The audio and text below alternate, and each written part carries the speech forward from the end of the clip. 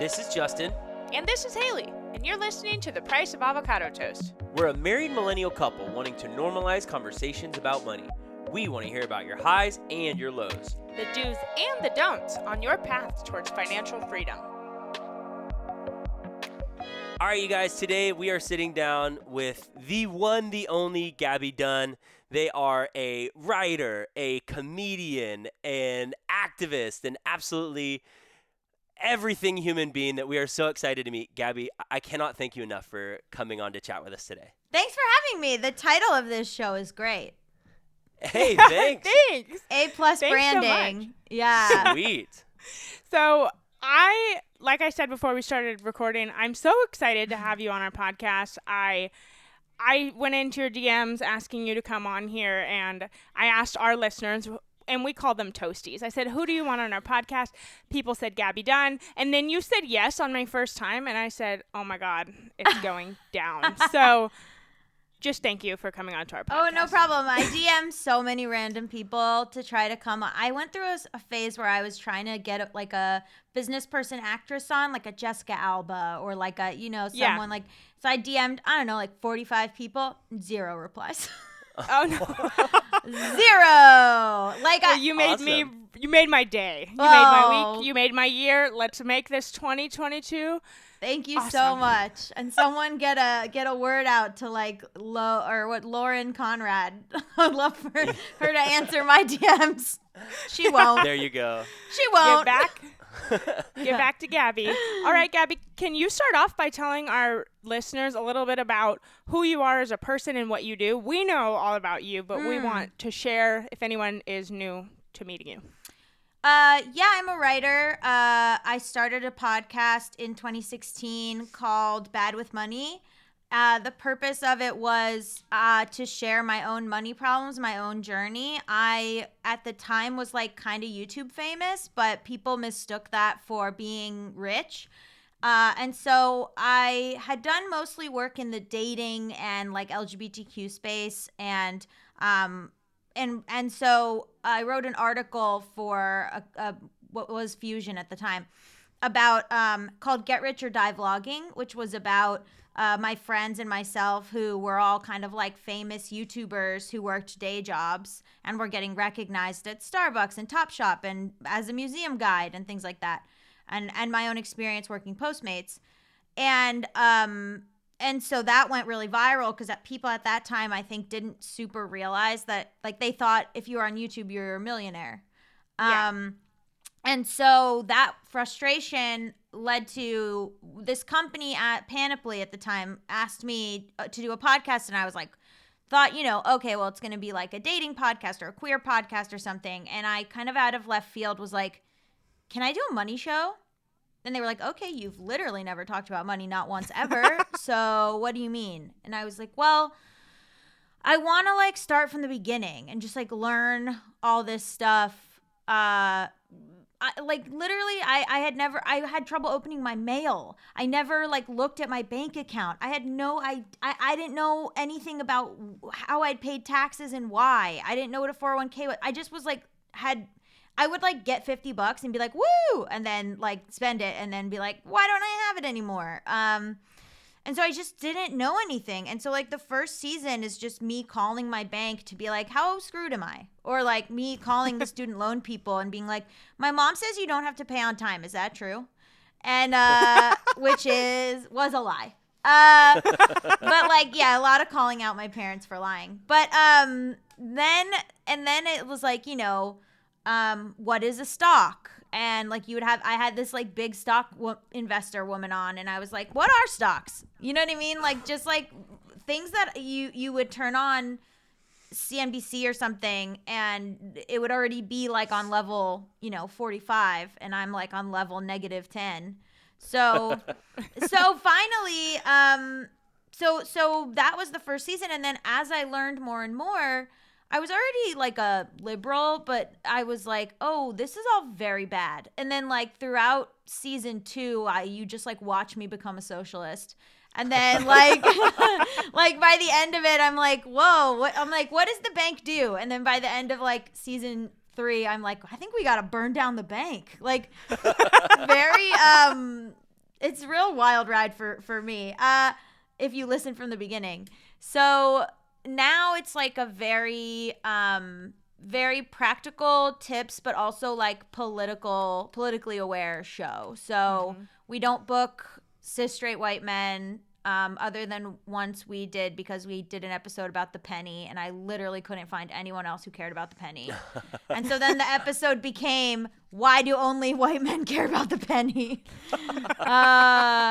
And then I remember the guy I interviewed, I was like, here's the central question of the episode. And he just went, I think it's because we have the time. And I was like, okay. All right. So it's like, there's like, we do episodes on fast fashion. We do episodes on budgeting. We do episodes on how to buy a house. We do like, it's kind of, but it all comes from a place of like, we're living in the real world. And I'm like, I'm never going to be like, hey, you're an idiot for not knowing this, and I'm never gonna be like, borrow $10,000. I don't listen to a lot. I haven't like kept up with Dave Ramsey really, because I truly don't care what men are up to, but I like listened to some of him for the first time. It's horrendous. I knew it's so bad. I knew it was bad, but it's bad. It's so bad. So bad. We were Dave Ramsey followers for about 2 years, and then we saw the light. We're like a year out, still dealing with all of the trauma of all of that. It just was, it's very mind manipulation. There's just a lot Very there. toxic. So it's bad. Good thing you don't listen to him. You don't need any Dave Ramsey in your life. I was shocked about the way he talks about, like, I watched one where this woman called in and she was like, I don't want to give my inheritance to my children because they're socialists. And then he was like, well, socialists are parasites. Of course, you don't want to give money to like scum of the earth. And I was like, what the fuck is happening? Yeah, he's just an absolute terrible human. Sorry, like this was just like in the last month I learned about this. Like he also, there was one where a woman called in to say that her partner was transitioning, and they just proceeded to misgender the person for 7 minutes. And I was like, what is happening? It's pretty nuts. gross. There were a couple of times that I would hear, like a man call into the show and openly speak about his partner being male, and everything that Dave would just respond to them was like for a cisgender heterosexual couple, and you're just like, dude, come on. It's not that hard. Like it's like basic decency. It was so wild. So that I had an idea in my head that money media was like that. And that like whenever I had tried to learn anything about money, somebody was yelling at me. So then I wrote a book called Bad with Money. And like now we're starting season 10 of the podcast. And like so much has happened in the world. The whole show has been through like Trump's presidency and COVID. And like, it's really, and now like money stuff has become my big thing when truly like, if you're a listener going like, I don't know anything, like I'm on like year 5 of knowing anything. And now I have That's stocks. awesome. So not to brag, but do own some stocks. That's awesome. Yeah, we were just listening to one of your recent episodes, and you're talking about how addicted you are to, like looking through the stock up and down each day. And it's so true. It's so easy to get like addicted to looking at it. But it's awesome that you've grown from such a a place of feeling like totally unaware of things to now feeling like, hey, I feel like a little bit better about this and I can help educate others. Yeah, take it slow, answer everything very like aware that not everyone can do this, answer everything in one of my favorite episodes that we did was an episode called What If You're Fucked, which was just it was like season 3 or something, and it was like someone who had been identity thefted, a friend of my dad's who got in a random motorcycle accident and lost his leg, like another friend who, like, just people who were like in financial situations where money advice just like wouldn't apply, like something happened to them that was like not their fault. Yeah. Right. And that's something that I like just had never seen.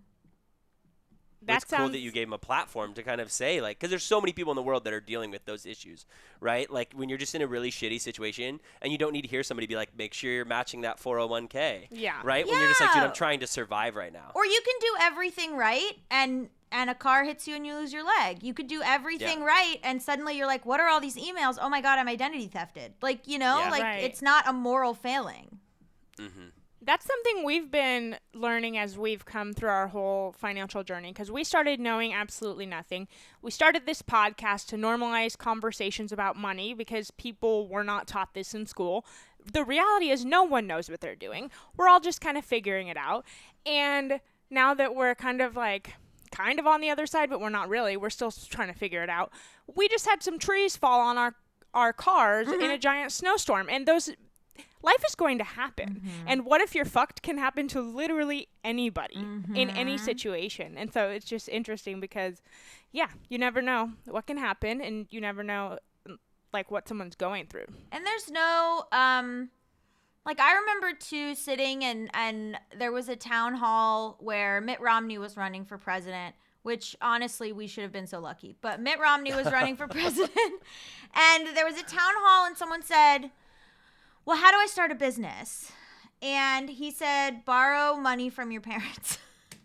Oh my God. Like, that's where we're at. Yeah. And like, people don't know. And you know, now it's very interesting. I feel like I'm a millennial, and I feel like it started with like, pick yourself up, and even, you know, obviously we know that not everyone has money, but just like side hustle, you know, like that kind of thing. And now I feel like Gen Z is like, we're just here to like vibe. Like, we don't like, like, we don't care. Like, we're not trying to be productive. Like, fuck you. Like, they're like, this like very like anti-productivity, anti-work kind of thing that I like very much enjoy, where I think it was like, okay, how can we like make the most and be productive and be good at our jobs, even if we come from a low socioeconomic background, you know? And then Gen Z is just like, nah, dude. Like, yeah, for real, because they see all the millennials. They're like, I don't want that shit. they're like, late stage capitalism sucks. Student loans suck. Like, I don't want to do this. My job is my job. And then I go home and do what I want. Like, I don't really, like, I'm not staying past 5. I don't care. And like, good for you. Hell yeah. Yeah. It's right. So it's kind of even I thought of myself as very progressive, and even I hadn't fully unpacked the ways that capitalism has ruined everything. Yeah, 1,000%. Totally. So I want to ask you, Gabby, do you consider yourself somewhat of like a finance content creator now? I mean, obviously that's not where you got your start in, you know, your work, but obviously now you're in year 10 of a finance podcast. I know. Is that what you consider yourself to be? Yeah, I mean, I wrote a book about money, which, and, you know, my podcast is in the business section of podcasts, which I find hilarious.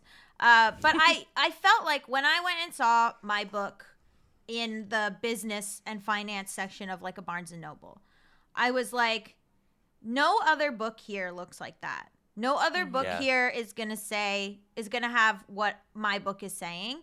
So I felt an obligation to be like more of a finance content creator, more of a face, because that way, like, people have, you know, like I've been on Good Morning America. I've been in the New York Times. Like, if I can be like this weird queer like person who's just like, you know, in these mainstream publications talking about money in like a bookstore, you know, where you can open the book and be like, okay, this person's literally talking about like threesomes and shoplifting, like, you know, like, I think like then like there's like a space where that needs to be.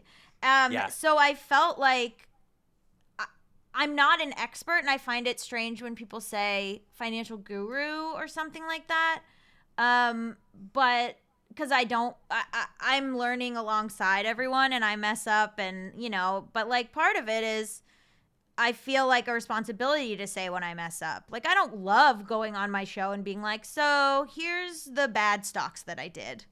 Because I think like the premise of all these stock market shows is like, I crushed it, like GameStop, baby, like whatever, you know? And I'm just like, I did a bad job. And like maybe that's stressful for people, but I find it sometimes stressful. But yeah, I do think of money as like a big part of it. It dovetails with queerness to me. It dovetails with politics. It's, you know, I do political fundraising, which may not seem particularly tied to money or my money content, but it's like all my values, are the same. Yeah. Yeah. I think you say it often that like there's just such an intersection between it all. We can't look at it in just these like separate little sections of life and think like, oh, this is where I land here and this is where I land here. It has to be this like thread through, or you're not really seeing the whole field for everyone. They don't want you to, because Yeah. then you have to think about, I mean, the pandemic's been interesting for people realizing that billionaires don't care about anyone. So I think that a lot of stuff has been compartmentalized on purpose in this false sort of like American dream, just do well and you'll get your pension and your watch and stuff. And then to see the numbers, like how much Bezos and how much like all these other billionaires made during the pandemic when people were suffering, you kind of have to go, okay, this is all kind of related. Politics and everything is like, the oil companies. What did I just read? I read something that was like, should not have been surprising, but it was like this person was running, the Republican was running for office, and they had ties to this like investment group, and then the Democratic person couldn't even call them out on that because they used that investment group or something. Like, it was just like, it's just so entangled. I hate to be like the leftist who's like, both parties are the same, like I come here like I'm like some bro in the DSA being like, all the parties are equally bad, man. But like, it is where you follow the money and it kind of all goes together. One of the most terrifying things, what is this book called? Dark Money by Jane Mayer. Have you ever read it? No. Read it if you want to like not be able to sleep at night. But it's basically it's a book about like political money. And my friend was like reading it on his honeymoon, which I was like, "Are you okay, bro?" Oh, exciting. Yeah, I was like, "You okay?" So there's an image in there of Obama getting sworn in, and everyone is like, oh my God, everything's changing. This is so great. Like, blah, blah, blah. And then it like pans down and he's getting sworn in on a carpet that was paid for in the White House by the Koch brothers. So it's like, I don't want to like take away from Obama or anything, but like, it's this thing where you start to realize like, oh, no one cares about us. Yeah, it really is the idea of like two sides of the same coin. It's compartmentalized because they don't want us to realize that it's all tied together. Yeah, for sure. It was this really interesting thing too that they kind of brought up recently with the CDC adjusting the pandemic response stuff. Yeah. Where, people have kind of said, oh, okay, so if workers just said we're all not showing up for 9 days, we could crumble this economy and really put people in their place. But that's such a big idea. That's such a difficult thing to talk about, but it really could. It's also hard. Like it brings to light, right? Like before COVID, they would say, oh, you have a cold. Like, can you just come in? Can you just come in anyway? And you would come in and then people would say, someone I know said that they work at a restaurant and they said that the food runner tested positive for COVID and they tried to keep him coming in. And that's the person who touches the food. Yeah. So like now go think back on all the times that probably you were forced to work when you were sick, and like how that affected the other people in the office, the other people in the restaurant, the other people in the store. Like, so hopefully this sort of changes the mind, but about the normalizing of that. But then it kind of doesn't, right? Because then they go, oh well, maybe just stay out 5 days. Like it's just like Greg goes right back to it. Yeah, it's pretty gross overall. Yeah. So I want to ask you, we're both teachers, and I've had kind of an epiphany this year of like, none of this really matters in the grand scheme of things. Like, we're in the middle of a pandemic, and, how many of you are waking up in a bedroom that's your own or whatever, right? And so it's been interesting because me and my principal are trying to figure out, like, how can we keep students engaged and like actually make them care about school. I know. And so I was thinking to your work now and what you do and what many of my students want to do versus writing a 5-paragraph essay, writing a narrative, writing that opinion piece that's based off of a topic I give them. And I was thinking to myself, like, I wonder if Gaby thought about investigative journalism when they were younger. Because but seriously, No, like no. when we talk about you, I say like I believe they're an investigative journalist. I think it's a different medium than what people expect, that's how I view you. I'm not laughing for the reason you think I'm laughing. I majored in journalism. Yeah, exactly, right? So I worked as a reporter all through high school. I majored in print journalism in college, and my job in college and through the couple years out of college was I worked for the Boston Globe, was a crime reporter. So I'm working on a show right now, a TV show right now that's about investigative reporting. So if you think back to like 6th grade Gabby, is that like that's where I was? Mm-hmm. I was investigative. I wanted to be an investigative reporter. That was what I did all of college, all of high school, a little bit out of school. I worked for the Huffington Post. I did some work for the New York Times Magazine. I was like a freelance. I wrote for Cosmo. I don't know. I was like a freelance journalist for most of my life. I only started working in entertainment when I came out to LA in 2013. Everything before that, I was like, I'm a reporter. And then it's funny that you said that, because then I'm like, oh, I work in entertainment. It took a year to write the Bad with Money book, and that was all investigating, all interviews, all reporting, which I had to fact check and everything, although shout out to my assistant Emily Parsons who helped me fact check. But Bad with Money is the thing that my dad says is me using my degree. Nice. He's like, this is journalism. This is you using your degree. But yeah, no, it's just funny that you said, yes, I went to school for journalism. I identified as a journalist for a very long time. And then I think it kind of came back around to that for Bad with Money. I love that. I just think of like the students that are in my classroom right now who are, oftentimes told like this writing isn't good enough, or, it's just marked up and down. And, just trying to break that idea of like, dude, you could be whatever you want to do. Your writing is your writing. And like, yes, there needs to be some editing and some things we look at like within grammar structure. But in the grand scheme of things, if you don't want to write me a 5-paragraph essay about, your favorite animal and the reasons why, like we're going to still be okay. Like, I love you and I hope you leave the classroom okay today. It's just so interesting to me how we like stifle people's creativity so early. And then we're just like, hey, pick a job. Good luck. I mean, I owe pretty much everything to the teachers that I had. I had a teacher in 2nd grade who I wrote a short, like, they have you write like a three-line story or whatever, and then draw a picture to go with it. And she submitted it to like the local fair, and like then I won a blue ribbon.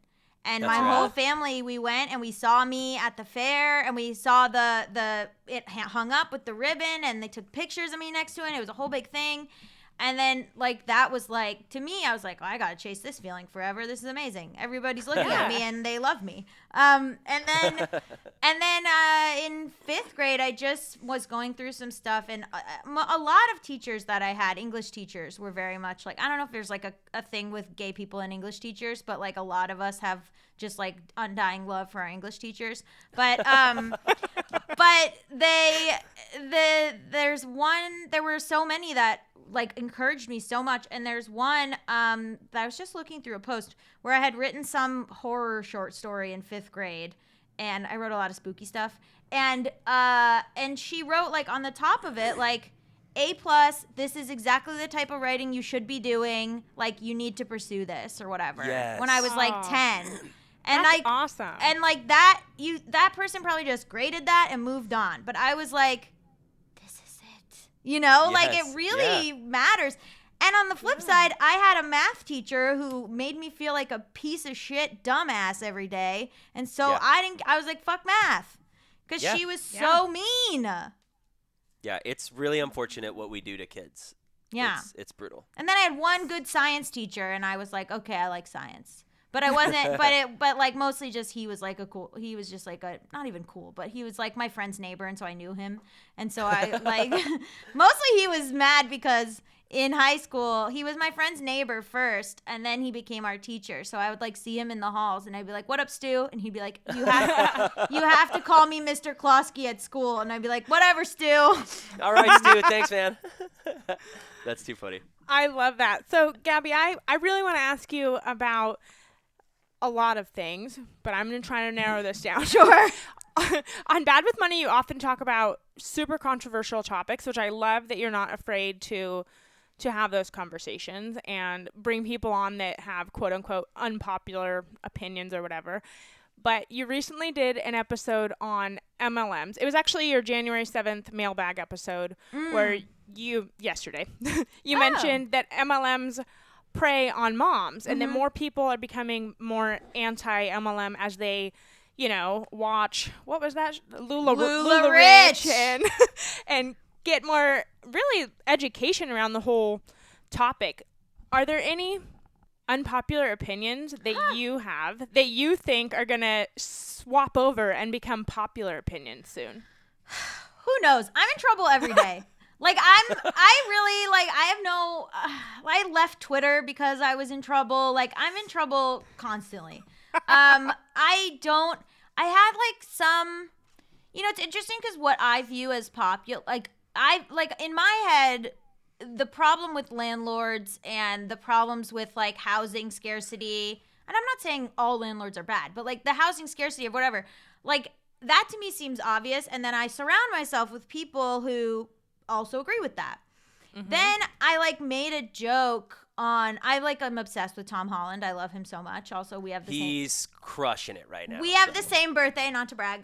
Nice. So stuff like that, you'll see people so mad. The fast fashion episode that we just did got a lot of response because that was my favorite so far. Oh, thank you. And then I went in my closet and was like, oh my God, I have to really reevaluate some of my clothes that have holes in them. And then I just bought them and I'm like, oh, let's just get more. This is not working. Every time I look in my closet, I'm thinking of that episode. So thank you for doing that. Oh, you're welcome. I mean, but people were really mad.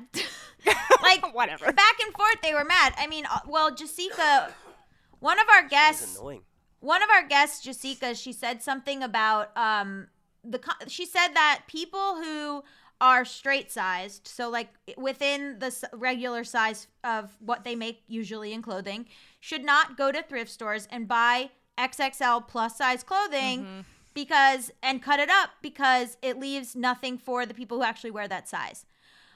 People went ham. They were so mad. They were like, I can buy what I want. I upcycle and that's so unfair to whatever. They were just like, this is wokeness gone amok, which everything I post is wokeness gone amok, as it turns out. I did it. I'm the one. And so it's interesting the stuff that sets people off. But fast fashion is something that's in all of our closets, right? So I could go on. Yeah. I've noticed I could go on the podcast and be mad at Joe Biden and nobody really cares. But if I'm mad at H&M, people are like, I shop at H&M. Well, I'm furious, Yeah. So it's interesting. I don't know. One thing that's fun about the fast fashion episode is there's a actress that I follow named Allison Becker, and this was a while ago, but she was doing a thing where she vowed not to buy any new clothes for a year. And she said what it allowed her to do was figure out different ways to style the clothes that she had and save a lot of money and and wear things that were a little bit different. And so I've really since that episode and since I saw her doing that 3 years ago, I think I keep that in mind where I'm yeah, this is not an outfit I would have naturally put together, but all of it's thrifted and it's let me own having a style. I don't know. Yeah. Yeah, that's awesome. Yeah. I love that. It's hard too, I think, because that, again, talking about the investigative journalist side, that stuff isn't uncovered. No, I hadn't even heard of fast fashion before. Oh, really? No, I was just I've shopped at these places and I've shopped at these and some wear down faster than others, and you have this idea of it's not particularly great what goes on in the background, but nobody wants to know how the sausage is made. Let me put on my t-shirt, you know? Well, and then you hear it and you're holy crap. The other guest, Elizabeth Klein, was really one of the first people who was writing about this in 2012. So I was really happy to have her on. Anybody who's an actual academic and expert, I'm what are you doing here? Yeah. Do you know this show? You guys And they're like, oh, I'm so happy to be here. And because a lot of times with academics, nobody ever asks to talk to them. So like with the woman who had been studying the lottery for like 30, 40 years, when I had her on to talk about the lottery, to her, it was like coming out of a cave where she's just been studying the lottery and finally someone was like, you want to hear about my research? The guest, Rachel Volberg, was someone who studied the lottery and was like so happy to just be asked about her 40 years of research on the lottery. Yeah. That's a long time. No one's That's an taking insane advantage amount of of these time. people who know so many things, you know? Yeah, that's right. How did you land Elizabeth Warren? That's my question. When you had Elizabeth Warren on the podcast, I was like, this is the coolest thing. Did you just ask her? She emailed. Is that the secret? She emailed me.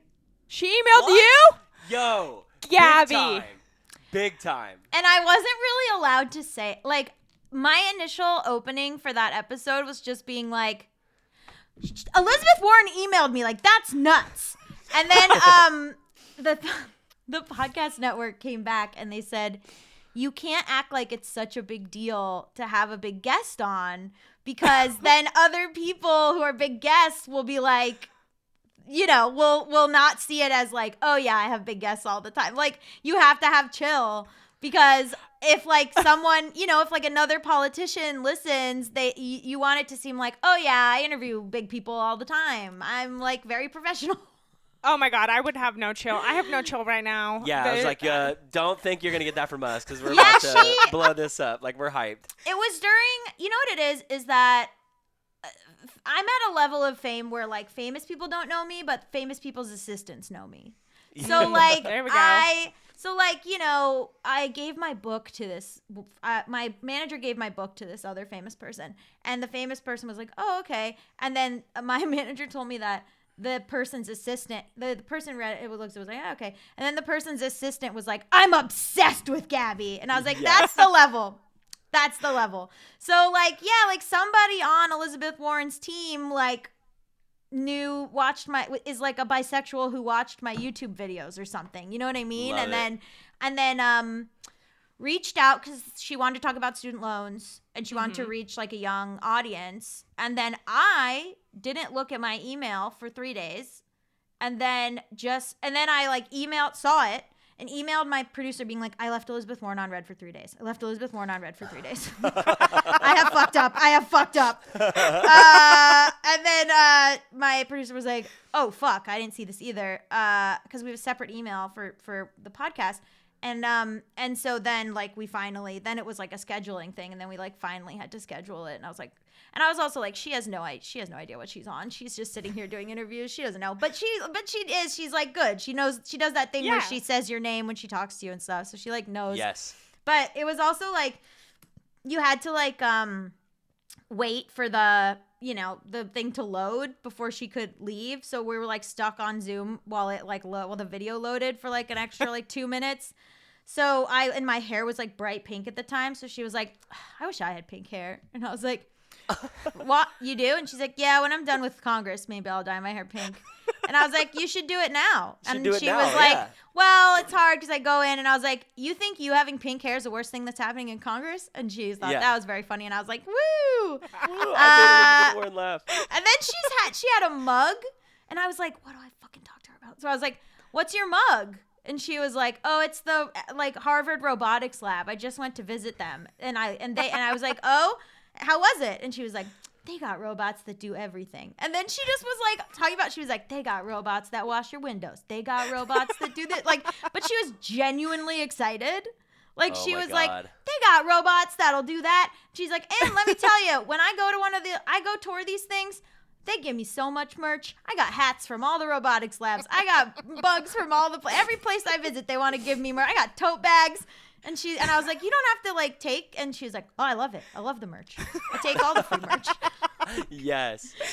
She just won a bunch of points with me. That is so funny. I was like, what is happening? The cute old lady. I mean, just she's not like even a that old, nerd. Just like a complete, like, just like when you talk to someone and they are a fucking nerd. Like, she was like, oh, they got robots that do this. They got robots to do that. And I'm like, she's like, I don't know why you would need a robot to do that, but it was interesting. And I'm like, you fucking nerd.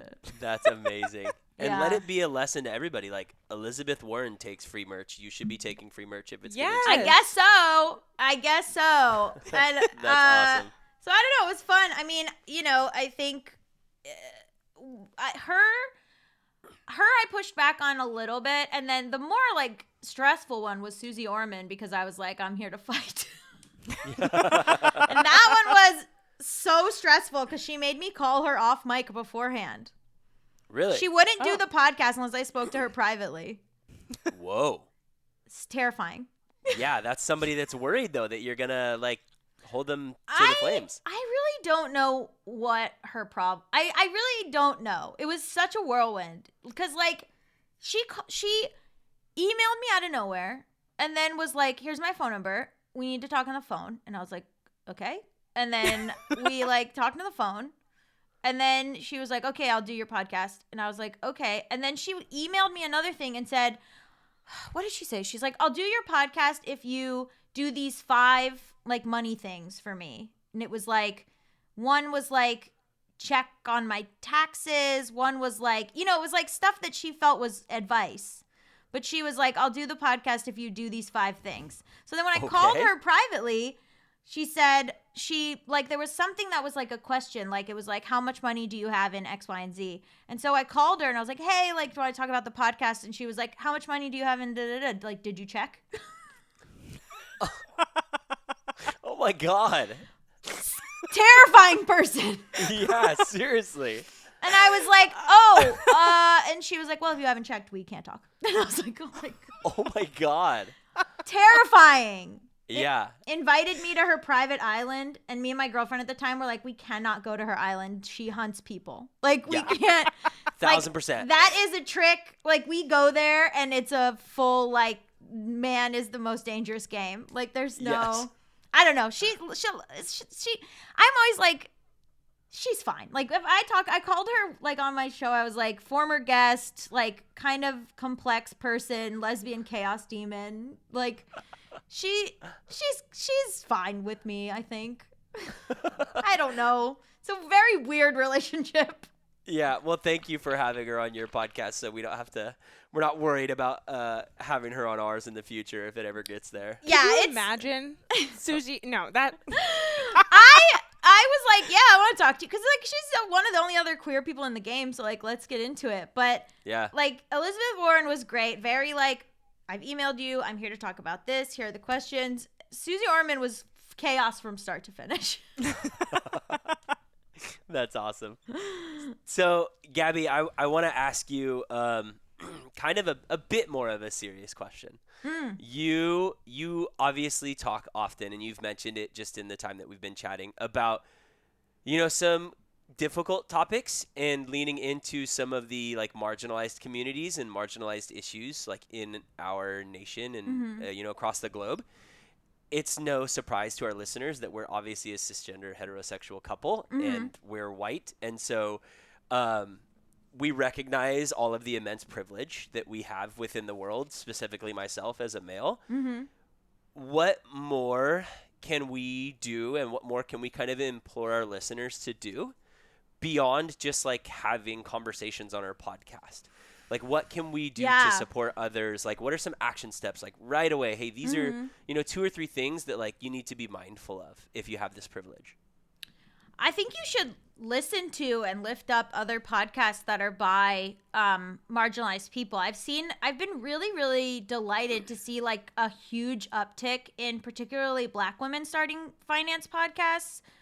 Whether that's, like, Brown Ambition, which has been around for a while, but also there's, like, and not just podcasts, Instagrams. The Broke Black Girl is an amazing one. Hey Berna is another one. Like, there's just so many that have, like, sprung up that are more and more, at least that I've seen, that are communities specifically for people of color and also women of color. The Marcus Garrett is another great one who does the Paychecks and Balances podcast. So, like, it's just been really encouraging to see that kind of thing spring up more and more, especially because, like, when you look at the charts, it is very overwhelmingly white, the business charts. and so whether or not those people have podcasts, they've been starting these like very big Facebook groups and Instagrams that it's like, you know, the broke black girl who's Deja Kennedy, who I just spoke to on my show. She has a Facebook group with like 70,000 black women in it. Oh, like that's it's amazing. amazing. Like it's an audience that people act like doesn't exist, but it's like actually one of the biggest audiences. And my number one episode of 2021 was with Tiffany Aliche, who's the budgetnista, who's a black woman who works on budgeting.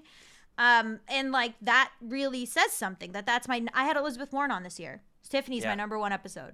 That's rad. So I think like that's one. Two is look into what sort of banking you're using.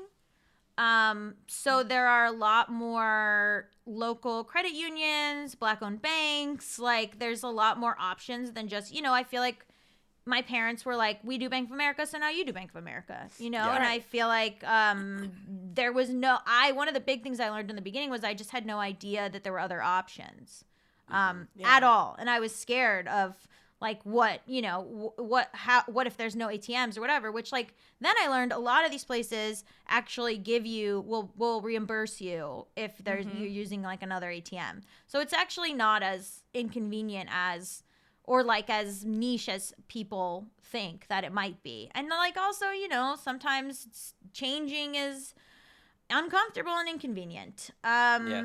There's also been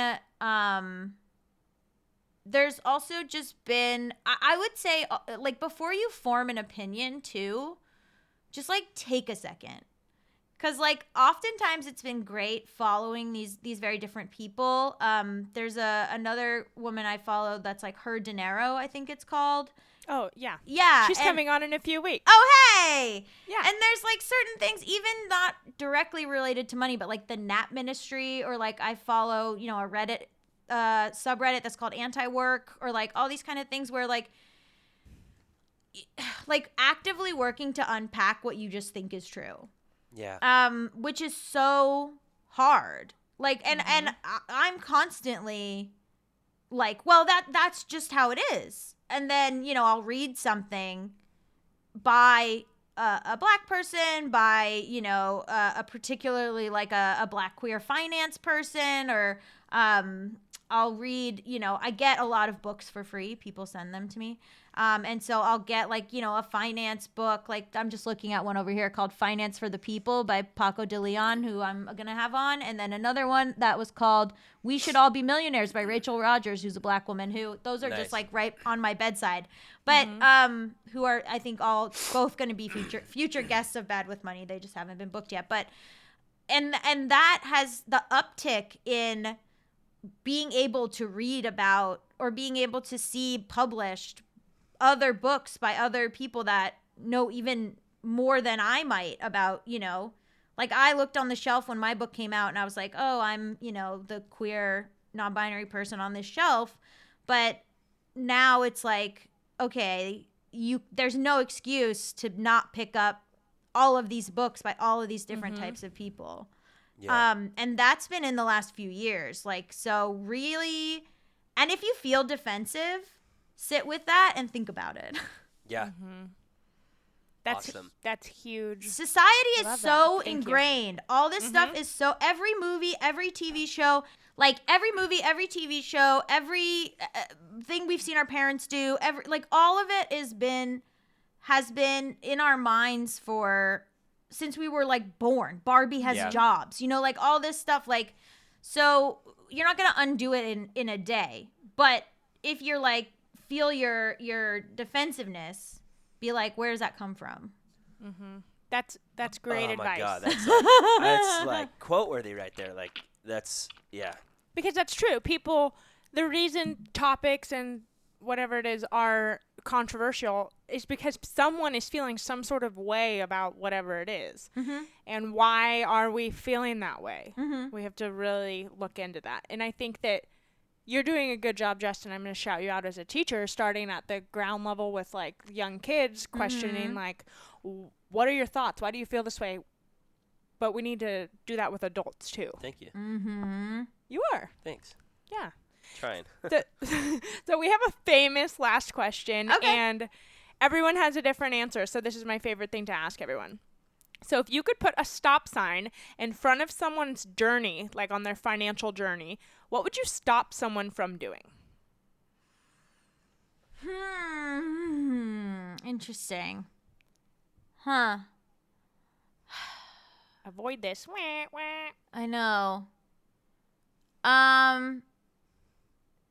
Two came to mind. One was like avoid cutting out all the pleasures in your life and just like going cold turkey and then beating yourself up when that doesn't work because it feels like a fad diet. You know what I mean? Like, Yeah. like, oh, I yo-yoed, and it's like, well, yeah, you cut out everything in your life all at once. So, Yeah. and then the other thing is just my mom screaming in my head because she's a divorce attorney and being like, be really careful combining finances. And just like, don't, you see a lot of, one thing Susie Orman does correctly is she does a lot of work with financial abuse. And I will give her that. And so the idea that sometimes, particularly women in straight relationships, let the man take control of the money. And then when something goes wrong, or even like Sally Krawcheck, who's like a big investment person, talked to me about this on like episode 4 of the show, where she was just like, caught my husband cheating. I didn't have any money. Like, like you never know.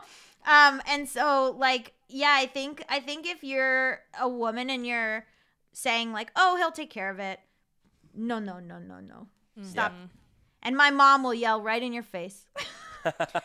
I love that. And a snippet about our story quickly. I'm not going to go down the rabbit hole, but Justin got a large inheritance when we first started dating. It was $600,000, and Wow, cool. we didn't know what we were doing. We were bad with money. We didn't know how to spend it, and we essentially lost the money. And no, we did know how to spend it.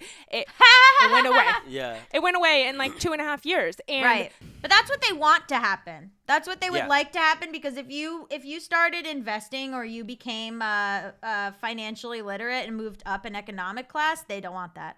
No. Yeah, and we ended up sharing finances from the beginning, and that was not a smart idea. Thankfully, we're still married. But if we knew, I mean, me as a woman, if I knew what I knew now, then I definitely would have probably not combined finances until we were married, or done like a prenuptial agreement or something. Yep. When Yeah. before I was like, oh, that's horrible. You don't trust me. Ah! But there's so much there, and we have to protect ourselves. And it's nothing against the person I'm with. Yeah. It's just the truth of the reality. I'm sure your mom sees a lot of that. Oh, yeah. We used to have JBU merch. I don't know why it wasn't more popular. There was just a mug that said, get a prenup.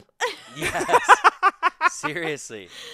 Because that's my mom's. I mean, the fear Get a of God prenup. in me since I was little. The fear of God in me since I was like a kid, being like, you don't let anybody stop your career.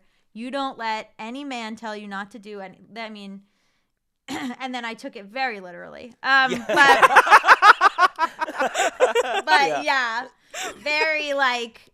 And I saw her clients. I saw the way that money wreaked havoc on relationships. I saw the way that money destroyed people and made them crazy in their divorces. And, the way that you go, oh, well, if we ever split up, it'll be so amicable. And then like 2 seconds later, like the wife is like, I'm taking every boat and I want your grandmother's ring. And like it just becomes chaos. I had a friend who like created a comic book series, was married to this woman. The woman was not part of that at all. They got divorced, and the woman came for the comic book series. So, like, you just don't know. Yeah. And that's the word from Karen Grainer, South Florida's premier child custody and divorce attorney. Love it. If anybody's in South Florida and needs help, yeah. Yup. Awesome. Well, Gaby, we cannot thank you enough for spending some time with us today. Go ahead and shout out where our listeners can follow you to stay locked in with all of the incredible things you're doing. Sure. I'm at Gaby Road on Instagram. And then that's where I post most stuff. Bad with Money podcast and Just Between Us podcast. And then I have the Bad with Money book, which you can get anywhere.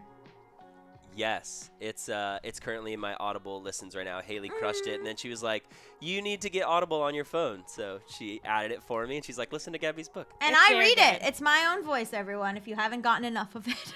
Yes. No, it's you're good. an It's incredible excellent. public speaker. Thank you. Yeah. Well, thank you so much. Thank you for taking the time to join us. We wish you nothing but continued success, and we can't wait to chat again in the future. Thanks. Thanks for listening to The Price of Avocado Toast. If you vibed with this episode, share it with a friend that you're comfortable having money talks with. And if you don't mind, we'd love if you could rate, review, and subscribe wherever you listen to podcasts. If you're in need of my support as a financial coach, message me on Instagram. I'd love to help in any way that I can. Until next time.